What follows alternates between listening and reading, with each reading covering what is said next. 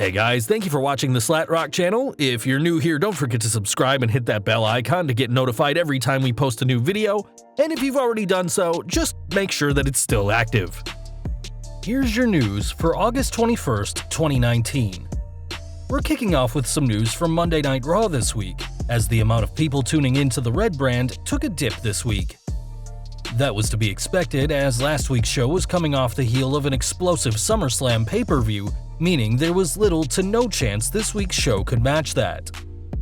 This week's show drew an average of 2.53 million viewers, down slightly from last week's 2.72 million, with this week's 3-hour event seeing the start of the 2019 King of the Ring. Breaking that number down, Hour 1 kicked off with 2.54 million homes tuning in, which rose to 2.63 million in Hour 2 before settling on 2.42 million in Hour 3, where fans saw Seth Rollins and Braun Strowman become the new Raw Tag Team Champions, defeating the OC. Over to SmackDown Live now, as this week's show saw a huge win for former Cruiserweight Champion Buddy Murphy. Beating Daniel Bryan during this week's show, Murphy got a huge upset victory over the former WWE World Champion, though the Australian celebration was short-lived. During a post-match interview, the self-proclaimed best-kept secret in WWE was attacked by Bryan and Rowan, still bitter after Murphy accused the pair for being responsible for the backstage attacks on Roman Reigns, as it seems this feud is far from over. Speaking of the big dog, Reigns finally got some answers this week about who's been attacking him backstage, but it probably wasn't the answer he expected. After being crushed under some scaffolding weeks ago on SmackDown and being hit by a car on Raw, someone clearly had it in for the big dog, and according to Murphy recently, that man is Eric Rowan.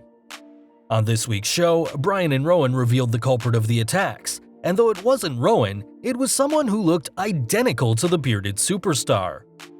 This duplicate, sporting a red bushy beard just like Rowan, was clearly nervous as he watched the superstars surrounding him, and Reigns himself couldn't hide his confusion either. Though the man behind the attacks has seemingly been revealed, this has opened more questions, as fans are wondering who he is and what his beef is with the former world champion. But it seems we'll just have to wait until next week to get some answers. More news from SmackDown Live now, as since capturing the Intercontinental Championship at Extreme Rules, Shinsuke Nakamura has had one of the quietest reigns of all time. That changed last night though, as Nakamura aligned himself with Sami Zayn, who appeared on Miz TV thanks to the wildcard rule. During the segment, Zayn spoke about his frustrating loss to Cedric Alexander in the first round of the King of the Ring tournament and said he was going to start giving back to others, starting with the King of Strong Style. When Miz tried to get some answers out of the Intercontinental Champion, Zayn accused the A-lister of, quote, not getting it, leading to The Miz receiving a beatdown from the champion. Though it's unclear why WWE have paired these two together, some fans will remember that these two do have a history, as they faced off at NXT TakeOver Dallas in 2016 in the Japanese star's first WWE match. It seems that Zayn will work as Nakamura's mouthpiece for the time being, but time will tell whether this strange alliance benefits either man's career in the long run. On to AEW now, as though Chris Jericho is preparing for his World Championship match against Adam Hangman Page later this month, the legend still had time to poke fun at his former employer. Yesterday, WWE confirmed the rumor of their NXT developmental brand moving to the USA Network later this year, as the show will also extend to 2 hours, putting it in direct competition for viewers with AEW. Taking to Twitter, the first ever WWE Undisputed Champion told the developmental brand, "You're welcome," as it seems Jericho is taking credit for getting AEW off the ground and for NXT moving to the USA Network in retaliation. While it's obvious that Jericho's star power definitely helped AEW, the company's success so far has come from several factors, but that hasn't stopped the cocky former world champion from seeing it as solely his success.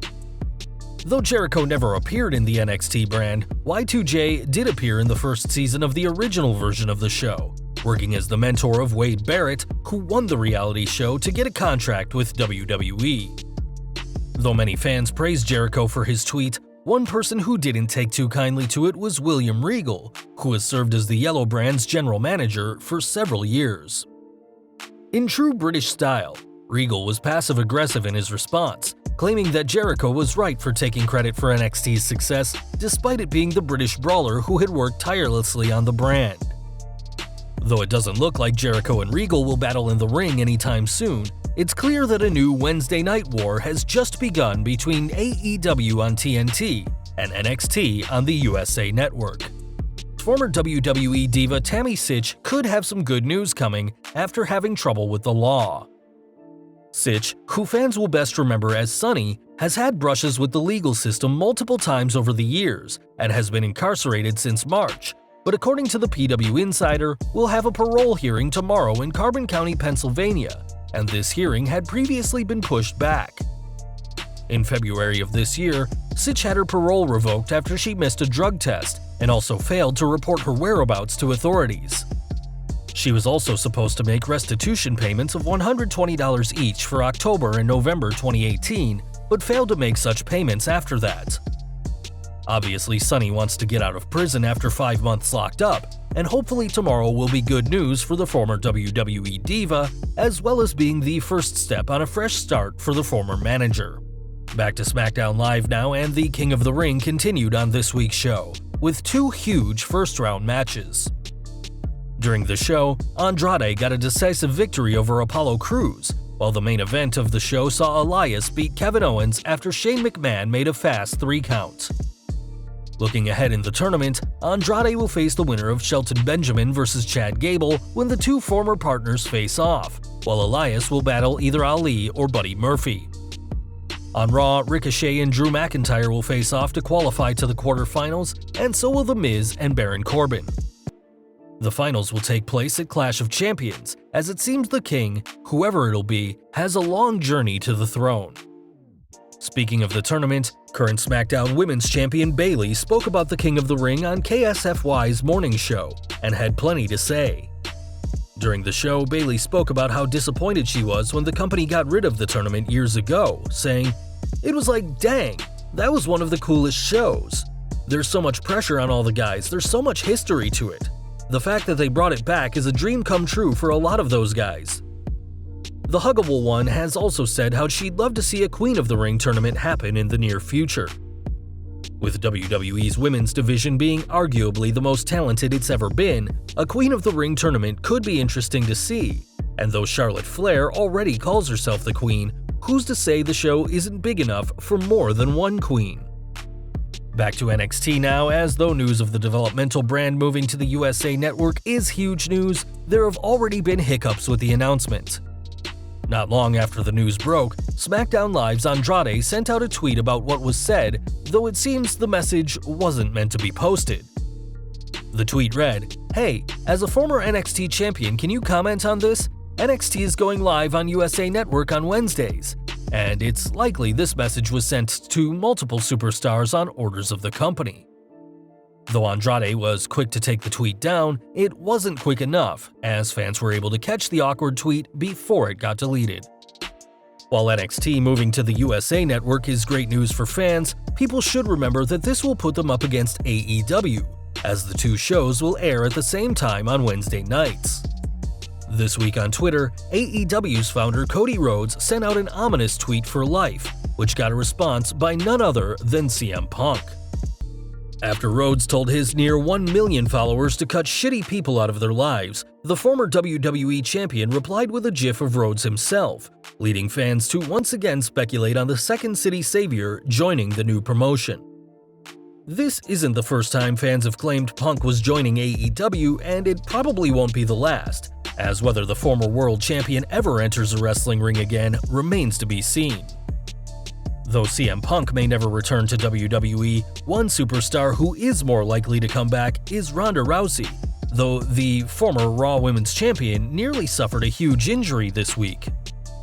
While filming for her appearance on Fox's 911, the baddest woman on the planet nearly severed her finger when slamming a door, and though this required a trip to the ER, Rousey remained in good spirits about what happened.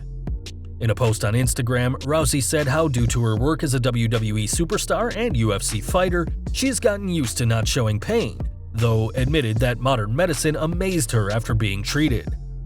Hopefully the show will be able to work around her injured digits, as the Hot Rod continues to keep a busy schedule after taking a hiatus from the WWE following her WrestleMania 35 loss to Becky Lynch.